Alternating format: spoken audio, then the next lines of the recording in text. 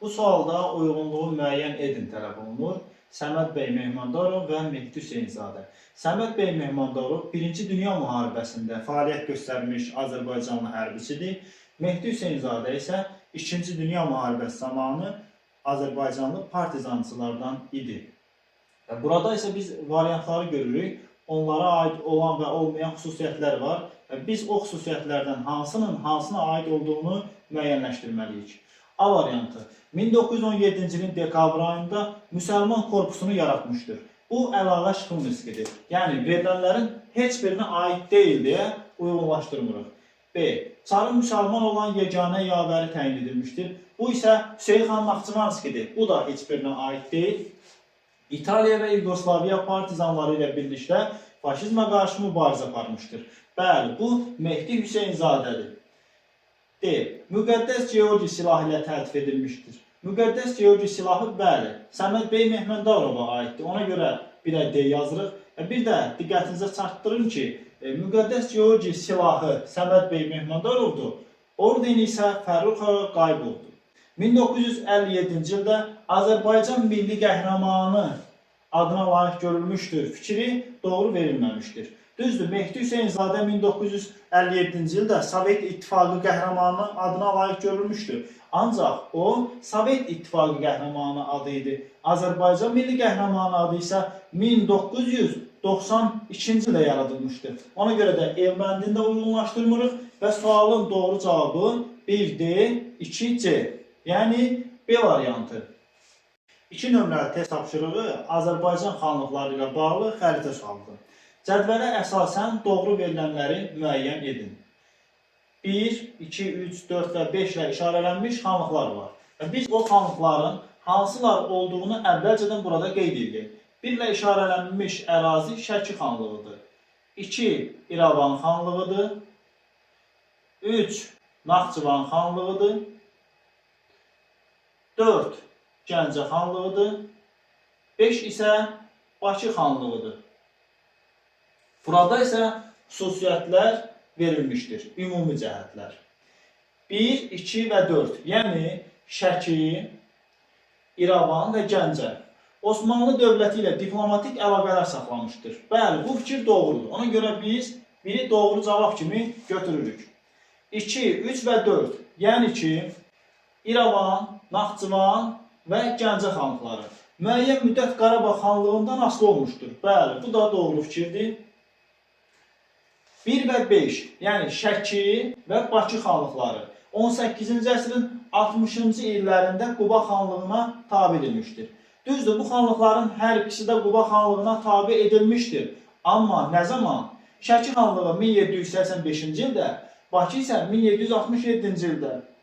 Yəni 5 olan şərti ödəyir, amma 1 ödəmir. Ona görə 3-ü çıxardırıq. 1 və 4 Qızılqaya xəyanətində iştirak etmişdir. Qızılqaya xəyanəti 1752-ci ildə təşkil olunmuşdur. Qarabağ, Qaradağ, Naxçıvan, İrəvan, Gəncə xanlıqları Şəki xanlığına qarşı birləşmişdir. Bu ittifaqda Şəki xanlığı, yəni 1 ilə işarələnmiş xanlıq özü iştirak etməzdi. Çünki Şəki xanlığı özü-özünə xəyanət etməz, baxın, məntiqlə uyğun gəlmir. Ona görə 4-də səhvdir. 5-ci fikir, 2 və 3, yəni Naxçıvan və İrəvan xanlıqları 2-ci Rusiya-Qacar müharibəsi zamanı ləğv edilmişdir. Bu fikirdə, bu məsələdə diqqətli olaq. Deməli, Naxçıvan və İrəvan xanlıqları 2-ci Rusiya-Qacar müharibəsi zamanı Rusiya tərəfindən işğal edilsə də, xanlıqların ləğv olunması 1828-ci ilin mart ayında baş vermişdir. Yəni, 28-ci ildə fevral ayında 2-ci Rus-Qacar müharibəsi başa çatır. Bir ay sonra isə xanlıqlar ləğv edilmişdir. Yəni, xanlıqların işğalı, yəni Naxçıvan və İrəvan xanlıqlarının işğalı 2-ci Rusiya-Qacar müharibəsi zamanına düşsə də, ləğv olunması düşmür. Ona görə də 5-də çıxardırıq qırağa. Sualın doğru cavabı 1 və 2 olur. Yəni, C variantı.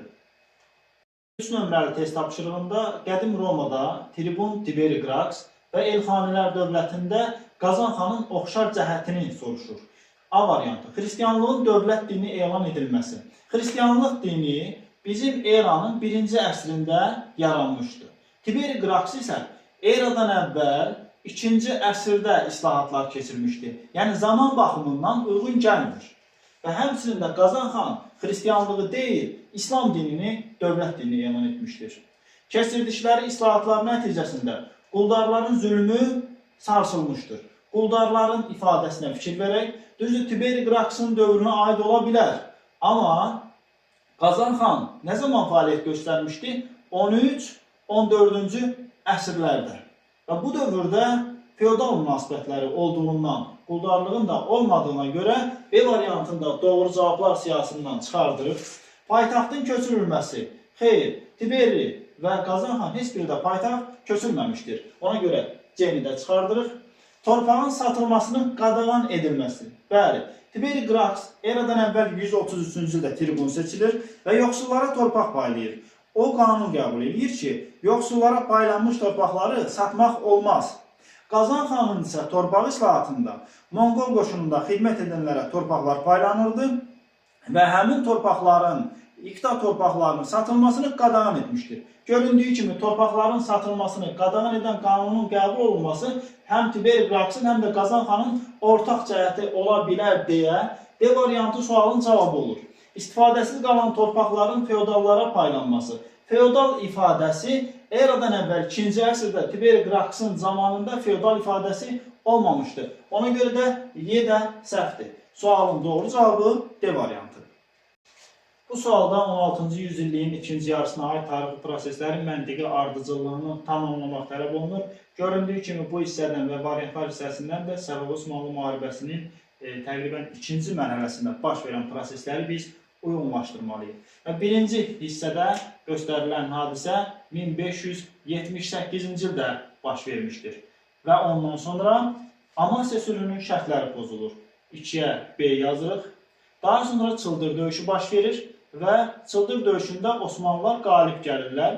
Bundan sonra isə Molla Həsən döyüşü baş verir. Molla Həsən döyüşü C-də göstərilmişdir. Ona görə 4-ə C-ni yazırıq və döyüşün nəticəsində Krım xanı Adil gərək əsir alınır, həmçinin Səfəvilər Şirvan torpaqlarını azad edirlər. Və bundan sonra 1586-cı ildə Həmzə Mirzənin Qarabağda öldürülməsi hadisəsi baş verdiyinə görə 6-ya A variantını yazırıq. Və burada olan D və Y variantları niyə uyğun gəlmədi? Onları qeyd edək. Sufyan döyüşündə Osmanlıların məğlub edilməsi. Sufyan döyüşü 2 dəfə baş vermişdi. Səfəvilər Osmanlılar arasında 2 dəfə olub Sufyan döyüşü.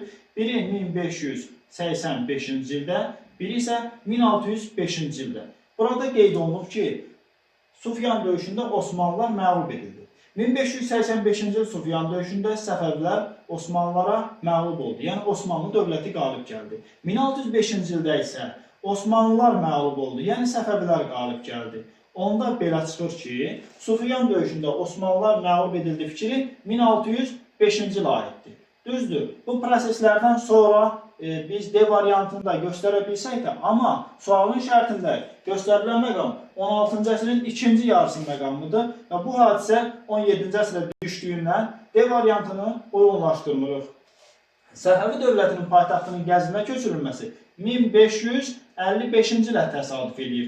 Düzdür, 16-cı əsrin ikinci yarısına düşür.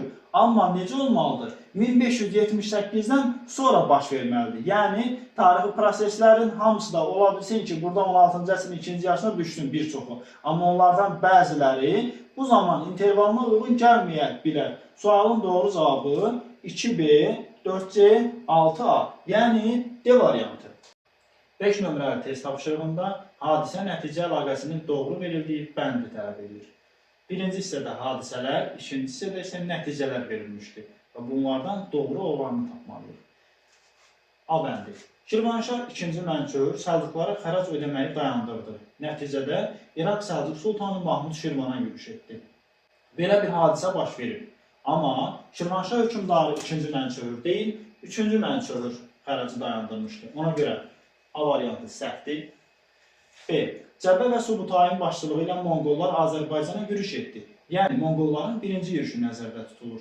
Nəticə, Ərdəbil, Təbriz və Gəncə şəhərləri tutularaq qarət edildi. Bu fikir səhv fikirdir. Niyə səhvdir? Çünki Ərdəbil şəhəri tutulsa da, amma Təbriz və Gəncə şəhərləri Monqolların birinci yürüşündə tutulmamışdır. Ona görə B də səhvdir. C. Monqolların Azərbaycana ikinci yürüşünün baş verməsi. Nəticə. Azərbaycan Ali Monqol Xaqanlığının canişinlərinin nümayəndələri tərəfindən idarə edilməyə başlandı fikri doğru deyil. Çünki Azərbaycan Monqol canişinləri tərəfindən idarə olunurdu. Canişinlərin nümayəndələri tərəfindən deyil. Ona görə də C variantı da səhvdir. D. Elxani dövlətində Məhəmməd Olcayto hakimiyyətə gəldi. Qazan xanın islahatları dayandırıldı. Xeyr, davam etdirildi. Ona görə də bu fikir də səhvdir. Y-yə baxaq. Qızıl Ordu xanı Canı bəyin Azərbaycana yürüş etməsi nəticədə Çobanlərin Hülaki dövlətinin mühafizəsi uğrunda mübarizəsinə son qoyuldu. Həqiqətən də 1357-ci ildə artıq əhali Çobani zülmündən təngə gəlmişdi. Qızıl Ordu Canı bəyi Azərbaycana köməyə çağırdılar. Nəticədə Canı bəyin Azərbaycana gəlişi ilə həm Hülaki dövlətinə son qoyuldu, həm də Çobanlərin buradakı ağalığına son qoyuldu. Ona görə də sualın doğru cavabı Y bəndi olur. Növbəti sual xəritə sualıdır və burada 1. Roma 2 isə Yunanistanı göstərir. Və bu dövlətlərin eradan əvvəl 5-ci yüzillik tarixinə aid uyğunluğu müəyyən edir. Yəni o deməkdir ki, verilən hadisələrin bəlkə də hər biri bu dövlətlərə aiddir. Amma onların bəziləri eradan əvvəl 5-ci yüzilliyə aid deyil deyə cavablar siyasına daxil olmur. A variantı. Əhəməni şahı 3-cü Dara ilə mübarizə aparılması. Yunan Əhəməni müharibəsi baş vermişdir. Bu müharibə 3-cü Daranın deyil, 1-ci Daranın dövründə olduğuna görə A variantını biz Yunanistana aid etmirik. Gladiator döyüşlərinin keçirilməsi fikri Romaya aiddir. Amma nə zaman? Eradan əvvəl 3-cü əsrdən başlayaraq Romada gladiator döyüşləri keçirilməyə başlanmışdır. Və belə çıxır ki, eradan əvvəl 5-ci əsrdə gladiator döyüşləri keçirilmirdi. Yəni B variantını Romaya aid eləmirik. Ordu və donanmaya başçılıq edən strategilərin seçilməyə başlanması Yunanistana aiddir. Amma nə zaman? Eradan əvvəl 6-cı əsrdə Yunanistanda strategilər seçilməyə başlanmışdır. Düzdür, 5-ci əsrdə də strategilər seçilirdi. Məsələn, Perikl. Amma başlanması fikri 6-cı əsrə aid olduğu üçün 5-ci əsrə aid olmadığına görə C-ni də uyğunlaşdırmırıq.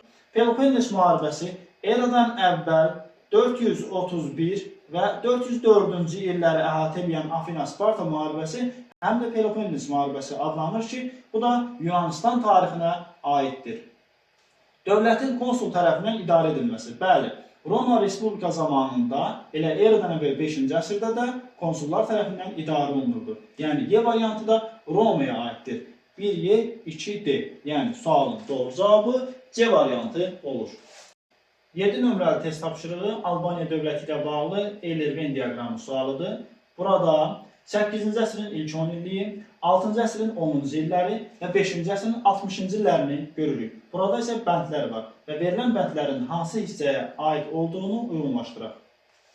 A variantı. Ölkənin Sasani canişinləri tərəfindən idarə edilməyə başlanması. Albaniya dövləti həm 463-cü ildə, həm də 510-cu ildə Sasani canişinləri tərəfindən idarə edilməyə başlanmışdır. Yəni, həm 5-ci əsrin, belə deyək, 60-cı illəri, həmçinin də 6-cı əsrin 10-cu illərində Mərzbanlar tərəfindən idarə edilməyə başlanmışdır. Ona görə də A variantını 2-yə yazırıq, yəni 2-yə A variantı. 2-ci Vaçe tərəfindən idarə edilməsi. 2-ci Vaçe 444-cü ildən 463-cü ilə qədər Albaniya dövlətinin hökmdarı olmuşdur.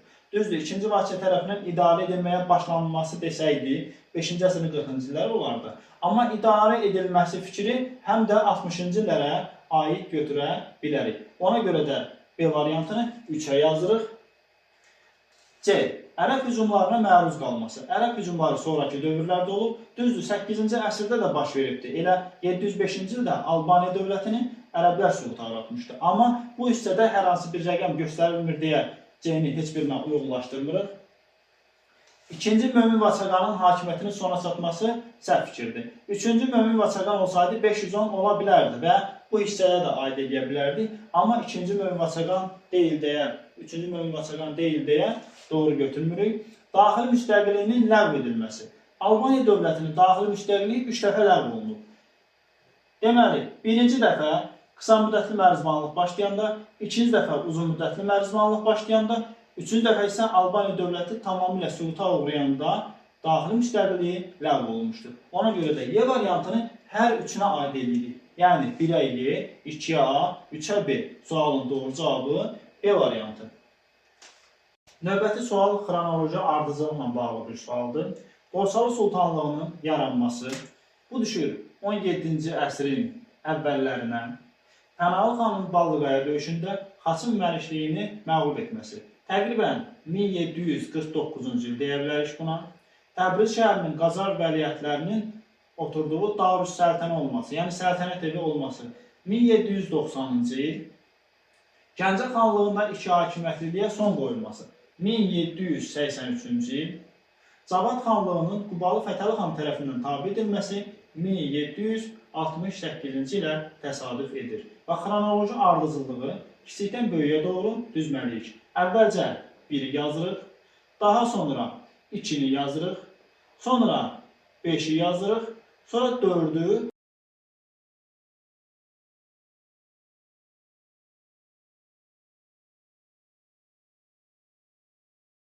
Sual Nadir Şahafşar və Çar II Nikolayın oxşar cəhəti. A variantı. İngiltərə Respublikası ilə diplomatik əlaqələr saxlanması. İngiltərədə Respublika mövcud olmuşdu 17-ci əsrdə. Nadir Şah 18-ci əsrdə, 2-ci Nikolay isə 19-20-ci əsrlərdə hakimiyyətdə olub deyə A variantı heç birinə aid deyil. Yaponiya ilə müqavilə imzalanması 1905-ci ildə 2-ci Nikolayın dövründə Portsmut sülhü imzalanmışdır. Amma Nadir Şahafşar Yaponiya ilə müqavilə imzalamayıb. B variantı səhvdir. Böyük Moğol dövləti ilə müharibə aparılması. Böyük Moğol dövləti artıq 19-cu yüzilliyin 50-ci illərində süquta uğrayır. Amma Nikolay 1894-cü ildə hakimiyyətə gəlmişdi deyə bu da oxşar ola bilməz. Kəndlilərin hərbi qulluğa çağırılması nəticəsində kənd təsərrüfatının zəifləməsi.